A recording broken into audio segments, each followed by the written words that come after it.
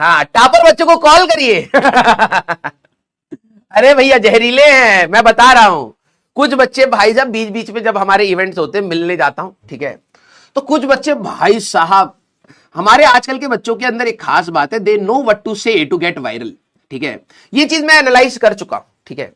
जो भाई साहब बच्चों के अंदर ऐसा दर्द निकल के आता, अभी मैं जो अभी हमारा रिजल्ट सेलिब्रेशन था उस समय, ठीक है, तो एक बच्चा तब से ना नीचे से कह रहा था सर सर, और भाई साहब ऐसी शक्ल थी उसकी, ठीक है, ऐसी शक्ल थी।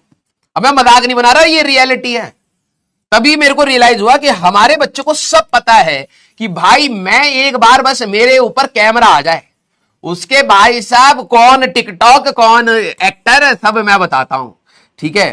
ये उसकी शक्ल थी, ऐसी आंखें, ठीक है। और भाई साहब मैं डर गया, मैंने कहा ये पानी कहां से आ रहा भाई, ऐसे, हाँ, इतना पानी निकल रहा था, ठीक है। 2 गिलास लेके खड़ा था, कह रहा पीजिए पीजिए, और रोए पड़ा, ठीक है। तो मैंने कहा भाई क्या दर्द है इसको जरा, तब तक अपना फंक्शन चल रहा था, मैं साइड में हुआ, मैंने कहा भाई क्या दर्द है।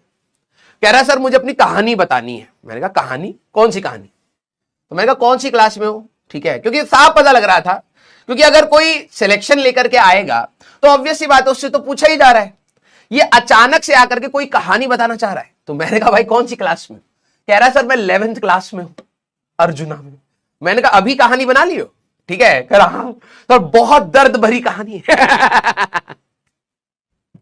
हमारे बच्चे बस ये चाहते भाई साहब कैमरा ऑन हो, और मैं अभी बस सर कहानी बस तैयार है, इतना दर्द भाई, बस इसका रैंक आ जाए, मैं बता रहा हूं, दहाड़ दहाड़ के बताए, ठीक है।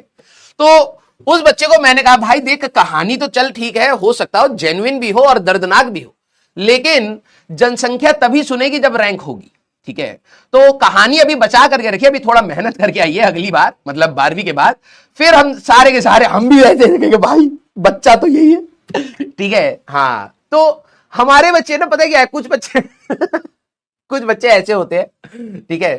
तुम कह रहे हो कॉल करो, भाई मैं कॉल करूंगा, ऐसी कहानी बताएंगे ना, ठीक है। सर आप ही तो मसाला लगाना सीखा है, लेकिन मैं दर्द भरे थोड़ा मसाले लगाता हूं, ठीक है। हाँ, ऐसा मतलब लाइफ में इतनी बड़ी प्रॉब्लम है भी नहीं बच्चों को, ठीक है। हो सकता है कि ठीक है भाई पापा ने एसी नहीं लगवा रखा लेकिन कूलर लगवा रखा है, ठीक है। हो सकता है कि भाई आप बहुत बड़ी बिल्डिंग में नहीं रहते हो, लेकिन हाँ ठीक है एक घर में रहते हो, आपके पास छत है, नॉमिनल चीजें आपके पेरेंट्स ने आपको कहीं ना कहीं प्रोवाइड कर दी है। लेकिन ईमानदारी से आप लोग एक बार बताइएगा कि कितने बच्चे, आपको विद्या का समय, वरना आपका जेई मेंस और जेई एडवांस और बोर्ड्स का तीनों पेपर में आपको भगवान भाई साहब ऐसा लाठी मारेगा, देखना ऊपर की लाठी जब पड़ती है भाई साहब पीठ पूरी लाल ही रहती है। ईमानदारी से बताना कितने बच्चे पढ़ते पढ़ते कई बार आपने ये सोचा है कि भाई जिस दिन मैं सिलेक्ट होऊंगा ना उस दिन मैं अपना दर्द बताऊंगा, सच बताना। हाँ, उसके बाद मैं पढ़ा रहा हूं, मैं उन टॉपर बच्चों को कॉल कतई नहीं करूंगा क्योंकि वो कहानी बना करके बैठे होंगे, ठीक है।